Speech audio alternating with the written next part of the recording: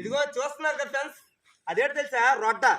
ప్రతి ఒక్క పల్లెటూరులోపు ధాన్యం కానీ పెసలు కానీ అలాంటి రొడ్డతోనే మొత్తం కలిపి చుట్టూరు ఎద్దులు కట్టుకొని చుట్టూరు తిప్పేవాళ్ళు. ఈ పరిసర ప్రాంతంలో కూడా అదే విధంగా జరిగి ఉండదు అనమాట.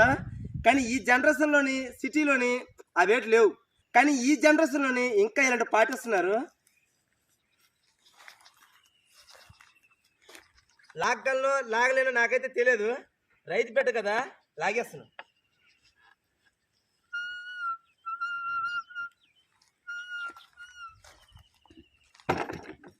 ఎందుకంటే ఎద్దు తినే తిండి తినోలేను కనుక ఇంకా అలాంటి పనులను చేస్తున్నాను. లేకపోతే కలిసి పుట్టి తిని లాగలనా? లాగలేను.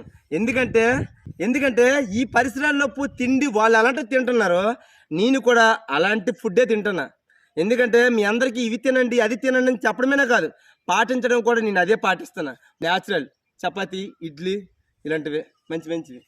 ఇదిగో ప్రస్తుతానికైతే లోపలికి వెళ్ళడానికైతే తాళం వేస్తున్నారు, లేకపోతే లోపల ఇంకా చాలా బాగుంటుంది.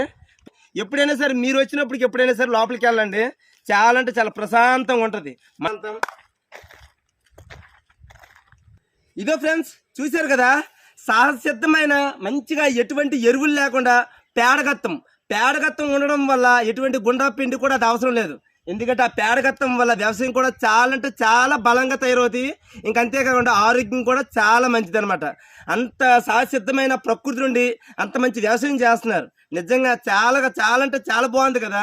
ఇంకంతేకాకుండా ఇంకా చూపిస్తాను రాయండి. 2 కళ్ళు చాలదు, చుట్టూరు ఒక టూర్ వేసేవచ్చు, చాలా బాగుంటుంది రాయండి.